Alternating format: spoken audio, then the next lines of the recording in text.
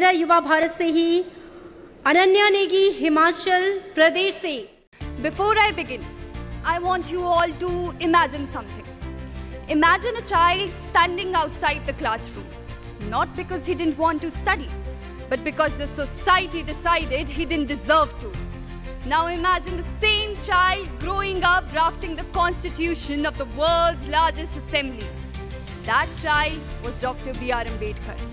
Greetings to respected Governor Sir, honorable guests and my fellow citizens.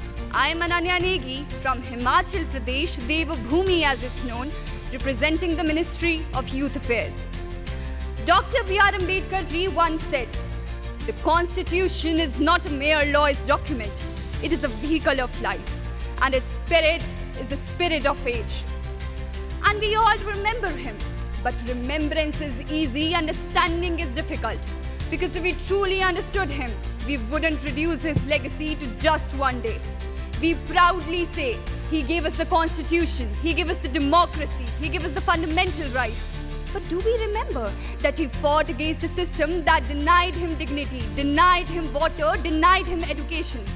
And still he chose to build a nation where people would live with dignity. उन्होंने केवल संविधान नहीं लिखा, उन्होंने एक ऐसे राष्ट्र की परिकल्पना की जहां सम्मानता केवल शब्द नहीं, एक वास्तविकता हो. And yet today we continue to witness divisions over caste, creed, color, languages. Voices rise of threat, of fear, of what might be lost. But perhaps the real question is, क्या वास्तव में खतरा हमारी विविधता को है या हमारी उन सोच की सीमाओं को जो हमें एक होने से रोकती है? Our Constitution, written by Baba Sahib, did not give us 100 different identities, ladies and gentlemen. It gave us one.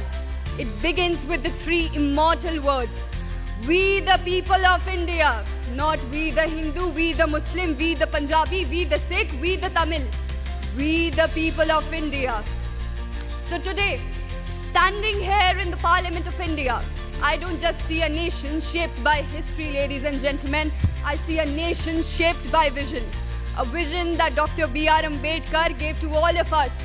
An India where people from different regions, different backgrounds, different languages come together not just to compete, but to contribute. Not just to coexist, but to stand for something larger than themselves.